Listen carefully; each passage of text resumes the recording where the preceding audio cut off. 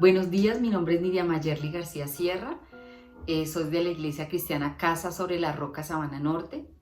El día de hoy quiero compartirles mi testimonio de vida.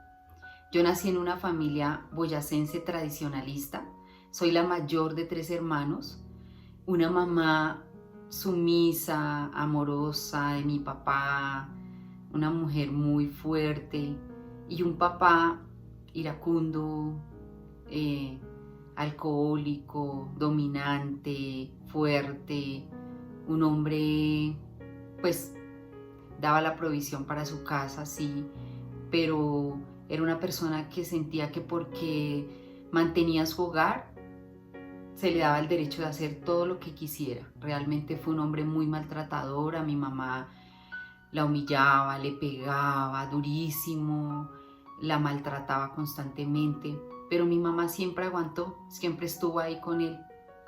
Cuando yo tenía 11 años de edad, mi papá, en un ataque de rabia, en un ataque de ira, en un ataque de alcoholismo también, toma una escopeta que él tenía para el cuidado de la casa, se viene a la sala y le dispara a mi mamá en el estómago. Esto le causa la muerte casi inmediatamente. Ahí empieza una historia que cambiaría la vida completamente de nosotros. Quedamos huérfanos los 3. En ese momento mi papá se entrega a las autoridades y mi mamá pues al cementerio. Nosotros somos dados en adopción a la familia de mi mamá, quien de manera bondadosa decide recibirnos. Con la familia de mi mamá vivimos muchísimas cosas. Por mi lado, pues fui una niña bastante cuidada, en mi educación nunca me faltó nada, siempre estuve muy bien, pero dentro de mí había un vacío muy grande y era el saber de que tenía un papá que estaba recluido en una cárcel y unos hermanos lejanos. Nosotros fuimos separados completamente y vivimos unos años completamente apartados y cada día en mí crecía más vacío. Algún día, cuando estaba en el colegio, en bachillerato, después de algunos años, mi papá sale de la cárcel y se me presenta en el colegio y me dice: yo quiero que volvamos a ser una familia. En ese momento yo digo, sería muy bonito volver a ver a mis hermanos, volver a compartir, y yo le doy otra oportunidad. Mi papá nos trae para Bogotá, nos recoge a los 3, a cada uno de donde estábamos. La familia de mi mamá se opuso completamente, pero pues mi papá ya sale de la cárcel y nuevamente nos recoge y pues nosotros decidimos estar con él. O sea, en mi caso yo decidí renunciar a todas mis comodidades porque las tenía por volver a estar con mi familia.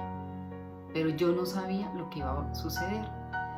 Cuando me doy cuenta, ya viviendo con mi papá, me doy cuenta que tengo 2 hermanos completamente desconocidos para mí, criados de manera diferente, con actitudes diferentes a las mías, y encuentro un papá lleno de más rabia, lleno de más rencor, lleno de más alcohol, una persona que no aprovechó la oportunidad que le dimos y que nuevamente nos maltrata.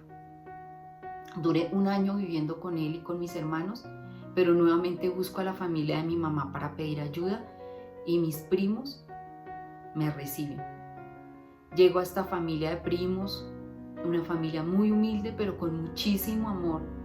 Ahí paso algunos años de mi vida, pero la soledad cada vez es más grande porque vuelvo a perder a mis hermanos, prácticamente no los veo y empiezo a sentir nuevamente que necesito de ellos.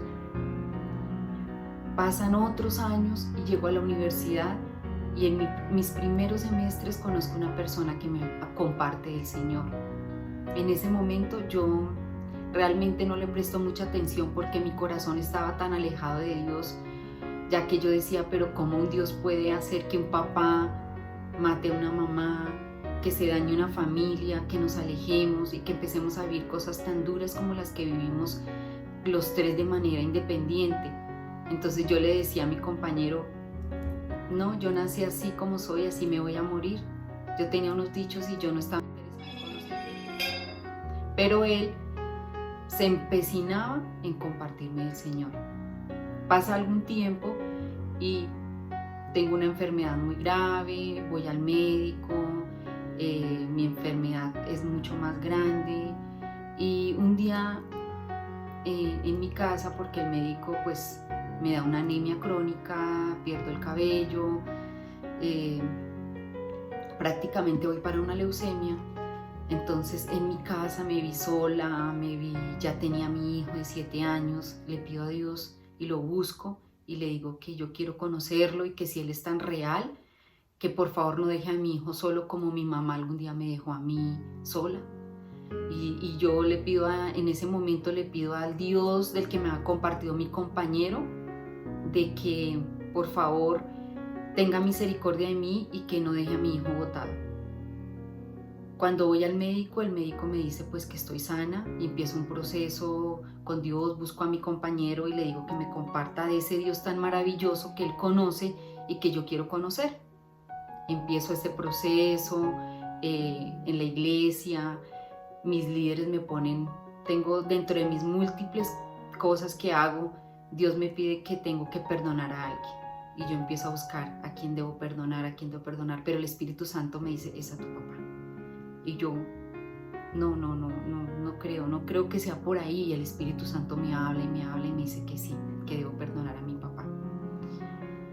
Hablo con mis líderes y les comento que estoy sintiendo, que el Espíritu Santo me habla, que hay una voz que me dice debes buscar a tu papá, y con compañía de mis líderes y con apoyo voy a buscarlo con una palabra preparada y lo busco. Llego a Guaté porque él está viviendo en Guaté.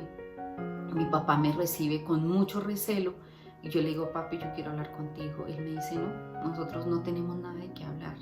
Yo le digo, sí, papito, tenemos que hablar. Me dice, no, yo no tengo nada que hablar con usted. Y yo le ruego que me reciba, y mi papá finalmente accede a recibirme y empezamos una conversación.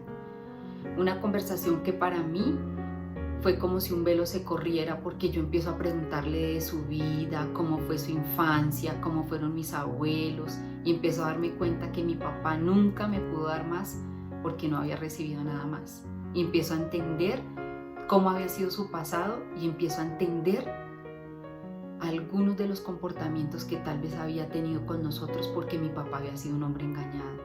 Entonces él estaba dando precisamente de eso. Ahí hablamos, conversamos, y en nuestra charla yo le digo, papi, yo te perdono. Mi papá no me pide perdón, pero yo le digo, yo te perdono y quiero que me perdones. Y él me dice, ¿cómo así? No entiendo. Yo le digo, sí, papi, yo quiero que tú me perdones por no haber honrado por todos estos años que tal vez nunca te pregunté por qué había pasado lo que había pasado. Ese día mi papá me contesta y me cuenta paso a paso todo lo que él vivió y que vivió ahí. Mi papá estuvo recluido en el Barne de Tunja y también me cuenta lo que es estar preso y lo que es vivir en una cárcel. Y también lo entiendo, resultamos hablando entre lágrimas, entre llanto, entre risas, entre todo. Hay como una restauración entre él y yo. Yo me vengo completamente transformada en mi corazón sin entender tampoco lo que estaba pasando, y ahí comenzamos un camino de restauración que tardó muchos años, porque después de que yo conozco al Señor, a los 6 meses mi hermano Freddy también conoce de Dios y él empieza a ayudarme, empezamos a orar, empezamos a entendernos en muchas de las cosas que necesitábamos que Dios transformara en nuestras vidas. Después de un tiempo largo, increíblemente, mi papá también conoce del Señor, le entrega su corazón a Él, y ahí sí es cuando Él nos pide perdón de corazón, me pide perdón, y empieza en Él un sentimiento de que estaba todo mal. Mi papá deja completamente el alcohol, empieza un cambio total en su vida, es otra persona.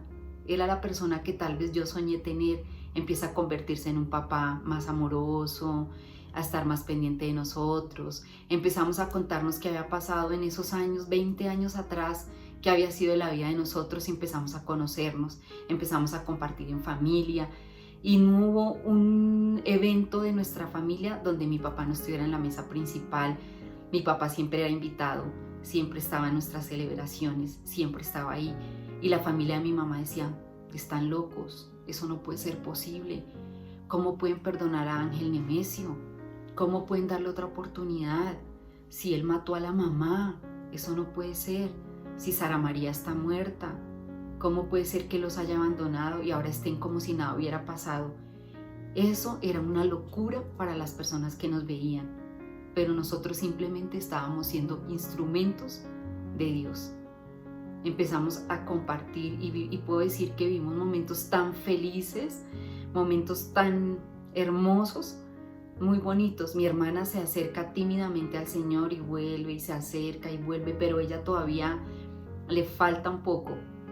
Nuestra historia avanza muy bonita, empieza un proceso de restitución y de restauración entre todos, hasta que el año pasado mi papá tiene un accidente de tránsito, queda en estado vegetal, es llevado a una clínica, a una unidad de cuidados crónicos. Ahí tuvimos la oportunidad de estar con él, de cuidarlo. No hubo un momento donde no estuviéramos con él, pendientes de él. Siempre le compartíamos de la palabra, le hacíamos la lectura porque a mi papá le gustaba, le poníamos alabanza, le teníamos un radio con su USB, escuchaba su música. A pesar de que mi papá estaba completamente inmóvil, él de alguna manera hacía que nosotros supiéramos de que nos estaba entendiendo porque movía una mano, a veces abría los ojos. Fueron tiempos muy difíciles para nosotros, pero Dios estaba completando lo que había empezado. En ese momento de que mi papá estuvo en la clínica, algo también maravilloso que sucedió es que la familia de mi mamá le envía voces de aliento, le envía a decir que todo está perdonado, que ya todo está cancelado, que ellos no tienen ningún rencor con él, y nosotros le comunicamos todo eso a mi papá y mi papá llora. Empieza a llorar y sé que él escuchaba y que sentía. Sé que la película de su vida estaba ahí en él, y nosotros cada día más amor por él. Nosotros teníamos que tomar una decisión como hijos de Dios, y era soltarlo, porque mi papá era una persona sana, no sufría absolutamente de nada, y los médicos decían que de pronto él podía durar mucho tiempo porque sus órganos estaban intactos. Pero Dios, nosotros hacemos una oración de entrega y le pedimos al Señor que haga su propósito, y que lo que Él decida, nosotros lo vamos a aceptar. Fueron unos días bastante duros, bastante difíciles, más oración. Y Dios decide, en su infinita misericordia, después de que nos reunimos y llegamos a un acuerdo todos como hermanos, vamos y lo visitamos, nos despedimos de Él. Dios decide que ya es el tiempo de que mi papá deba partir. En este tiempo también el pastor Franklin de la iglesia Casa Roca de Bogotá va y lo visita, le hace la oración de entrega, ora por él. Y el pastor dice que él siente que esa oración es más para salvación. Y mi papá parte con el Señor en diciembre, el 10 de diciembre. En este momento, cuando mi papá va y vamos al sepelio, viene la familia de mi papá, que también hacía muchos años no veíamos, y estando en el cementerio, ellos nos piden perdón a nosotros en nombre de mi papá, y también nos piden perdón también por haberse alejado de nosotros, pero ellos manifiestan que sintieron mucha vergüenza, que se sintieron apenados por lo que mi papá había hecho, por lo tanto ellos habían decidido alejarse. Pero en ese momento nos piden perdón, nos cruzamos los teléfonos y hemos comenzado a estar más compartiendo vía telefónica. Después, en un tiempo devocional, Dios me dice y me habla a mi corazón y me dice y me regala una palabra a través de mi hijo, que es que aunque padre y madre te dejare, Dios te recogerá con grandes misericordias. Y esa es la palabra rema de mi vida, esa es la palabra que yo les quiero compartir ahorita, ¿sí? Dios no se queda absolutamente con nada. Puedo decirles que amé y amo a mi papá como si nada hubiera pasado. Lo tengo en mi mente y en mi corazón y lo amo profundamente. Y Dios también me ha dicho en un devocional: hija mía, este ciclo está cerrado.